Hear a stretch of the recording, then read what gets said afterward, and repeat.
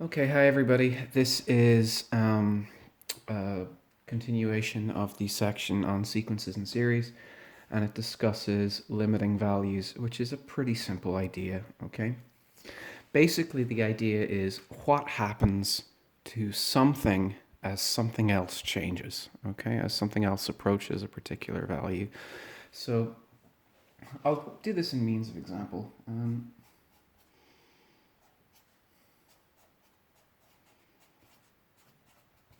I think this marker might be dying. I might have to change it out during the course of this solution. Let's have an example here. Let's find the limiting value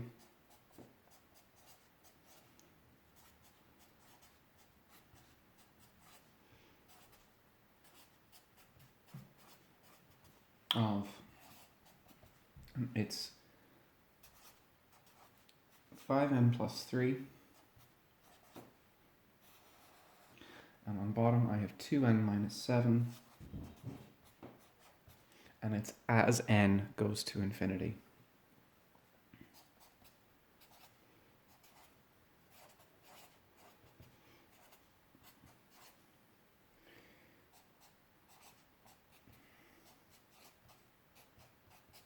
Okay, so n is getting arbitrarily large here, and we want to know what the behavior of this fraction will be as n keeps getting bigger and bigger and bigger. It may not approach anything. Okay, it's entirely possible that there may be no limiting value. Okay, it's also very important to specify that here we are talking about n going to infinity. Okay, values can be different depending on what n is going to. Okay, limiting values for n going to infinity, positive infinity, might not be the same as n going towards negative infinity, and almost certainly not the same as n going towards 0. So first,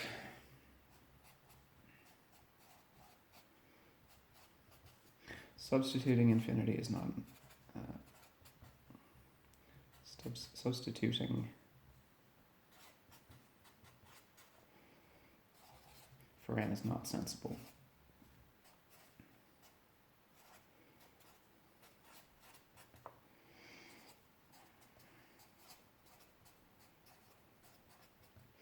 Okay, why? Because if I had 5 times infinity plus 3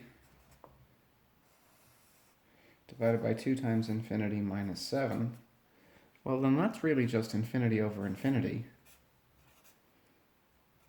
And who knows what the hell that is? It's a complete non sequitur. It doesn't make sense to talk about infinity over infinity being 1 or anything like that, so it doesn't really make sense. Okay, obviously when I multiply infinity by anything that's not 0, it will still be infinite.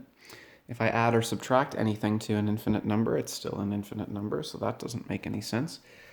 So we need a different approach. Okay, so here's a solution. I'll just pause here for a moment. My cat's at the door. Okay, back again. Let's continue with this. So what's our solution? Okay, the idea is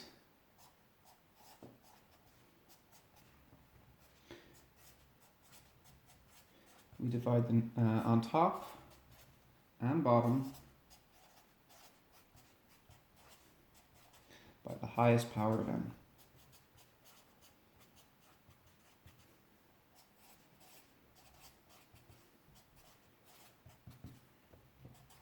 Okay, we divide top and bottom by the highest power of n. So what happens when we do this?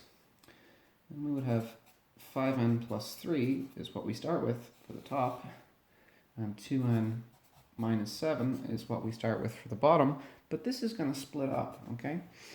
When I it's gonna behave a little bit differently. When I divide by n here, well, if I divide 5n by n, I just get a 5. Okay, and then I have a total of 3 over n here. Okay, 3 over n there. And then that gets divided by, on the bottom, 2n divided by n is 2. And then I have minus 7 over n. Okay? And now I can let n run to infinity. Okay? So now the limit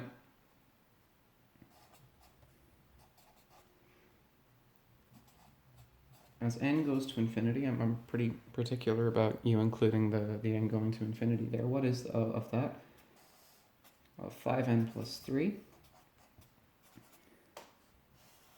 over 2n minus 7 is the same as the limit as n goes to infinity. And on top, I'm going to have 5 plus 3n, 3 over n, sorry. And on the bottom, I'm going to have 2 minus 7 over n. Okay? And now, there's really only a couple of things to realize here. Okay? When n goes to infinity,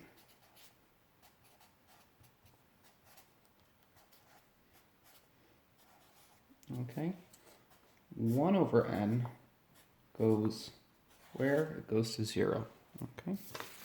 And of course we can see that very simply. Okay? We would have, for example, 1 over 1. Okay? Then 1 over 2. It's getting smaller. Then 1 over 3. Then 1 over 4. It gets smaller all the way forever. And the number will eventually get smaller and smaller and smaller until it's getting very, very close to 0. So as n gets very big, these fraction parts here become very, very small. But the 5 and the 2 stay exactly the same. Okay? So I'm just going to put that in red, just in a red bracket to highlight that point. Okay? So what do we end up with? So the limiting value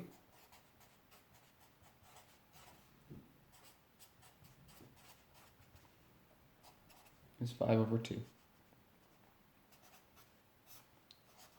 Or as n gets very, very large, eventually all of these start looking more and more like 5 over 2. Some of them might be a little bit bigger, some of them might be a little bit smaller, but as time goes on, they get closer and closer and closer to the answer 5 over 2. There's another exercise here, which I'll do. Okay, the exercise is fairly simple. So we have 2n squared plus 4n minus 3. We divide that by 5n squared minus 6n plus 1. And let's find the limiting value.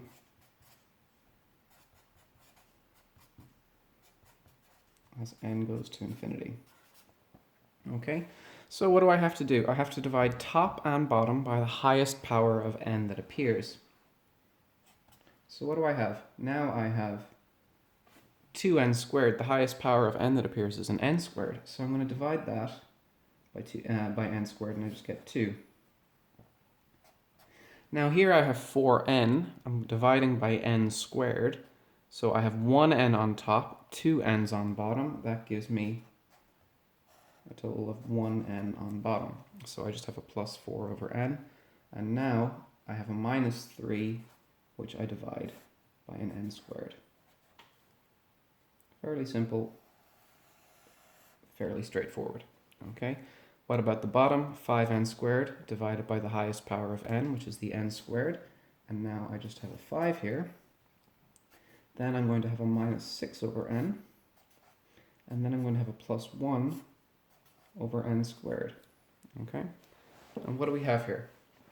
Well, as n gets really, really big, okay, 2 stays exactly the same. 4 over n is going to go to 0, right? So 4 over 1, yeah, that's 4, but 4 over 50,000 is very small. 4 over 180 billion is far less, okay? And this term here actually goes to 0 even faster, okay? Why? Because the number on bottom is going to be bigger than the number on bottom here. So even when this is 4 over 3, this one is already 3 over 9. When this one is 4 over 20, okay, this one is 3 over 400, and so on. So this one actually goes to 0 even quicker. So what happens is that as n goes to infinity, we have a 2 here, which always stays the same, a 0 and a 0. So just 2 on top. And on the bottom, I have a 5 here, which always stays the same because it has no n in it, and then a 0 and a 0. So that's 5. So the answer is 2/5. Okay?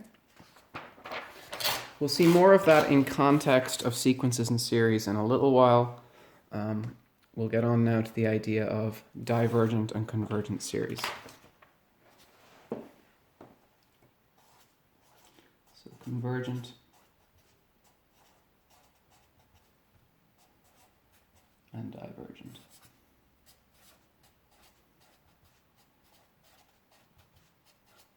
Series.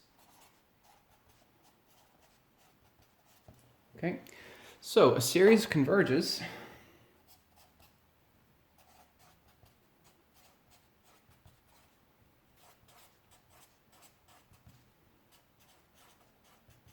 if, and it's pretty simple, it's sum to infinity, right?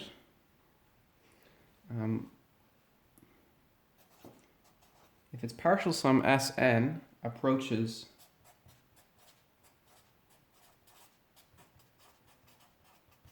a limit as n goes to infinity. Okay, so before we had like geometric progressions, okay, we had, say for example, I had the sum to infinity, where n went from 1 to infinity, okay, and then we had 1 over 1/3 like that to the power of n minus 1. Okay, that was a geometric progression, okay, and this one looks like this. It looks like 1 plus 1/3 plus 1 over 9, and then 1 over 27, etc. Okay, and we saw that this had a formula for Sn. Sn was what? Sn was, in this case, a 1 minus or to the n, and we divided that by 1 minus or. Okay, a is 1 here, or is 1/3, so what we end up with is just 1 minus 1/3 raised to the power n over 1 minus 1/3. Okay, and what is that? That is 1 minus 1 over 3 to the n there. And on the bottom, I just have 2/3. Okay.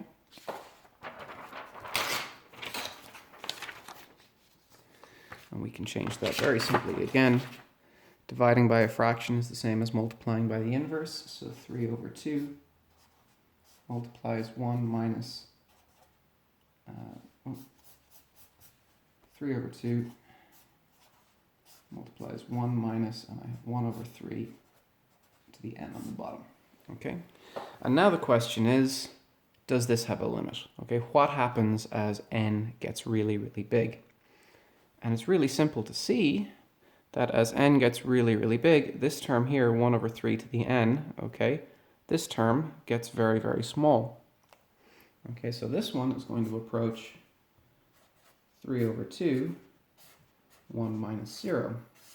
Okay, and then we have just 3 over 2.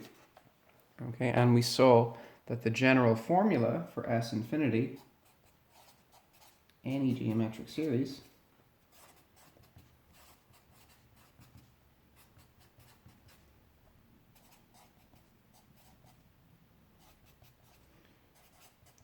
where or is between minus 1 and 1, the sum to infinity will go from n equals 1 to infinity of a times or to the power n minus 1, that's the kind of form we were using, is the S infinity. Okay, and the S infinity here is what? Well, all that happens is this minus or to the n goes away, so I just end up with a over 1 minus or, which is a pretty simple formula. Okay, so we saw geometric series in the last set of videos, but the important thing is this is a convergent series. Okay.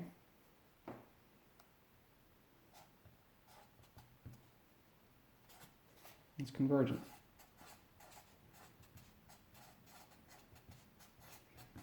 Okay. It's convergent. Let's look at a situation, say, very, very similar to this, actually. But instead of having 1/3 where we're taking powers, let's take another example here.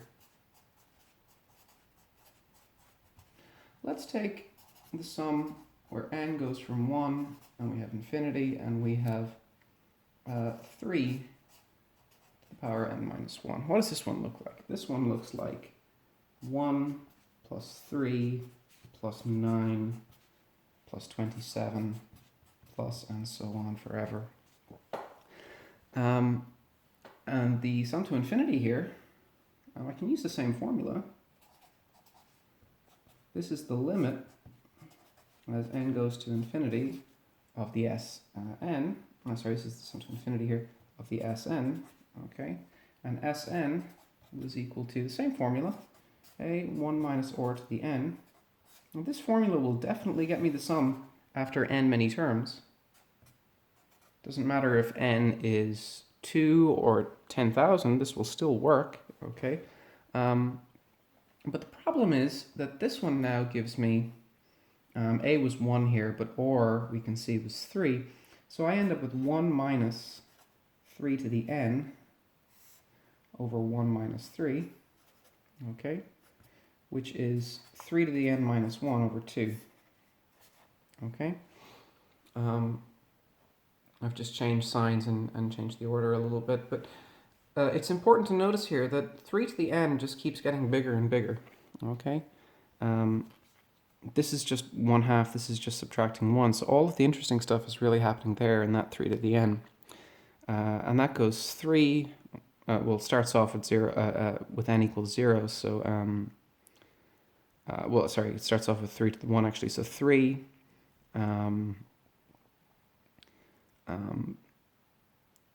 we're going to have 3, we're going to have 9, we're going to have 27, and it just keeps getting bigger and bigger and bigger, okay? It multiplies by 3 every single time. So this never converges. It cannot possibly converge, okay? So 3 to the n actually goes to infinity as n goes to infinity, okay? Which means that this must be a divergent sum. Okay, it is divergent because there is no value that this will ever actually approach. It just keeps getting bigger and bigger and bigger. Okay. Now there's a statement here that I massively disagree with. In fact, my PhD is pretty much a disagreement with this. It says, in general, infinite series are only useful if they are convergent. I don't agree with that. There's plenty of useful divergent series. You just think about other things. You just don't think about what their sum is. So, yeah, I don't really agree with that. But therefore, it would seem clear that testing for convergence would be useful. Yes, I agree with that. I think it's useful to be able to test for convergence. Okay? So we need to be able to talk about testing for convergence.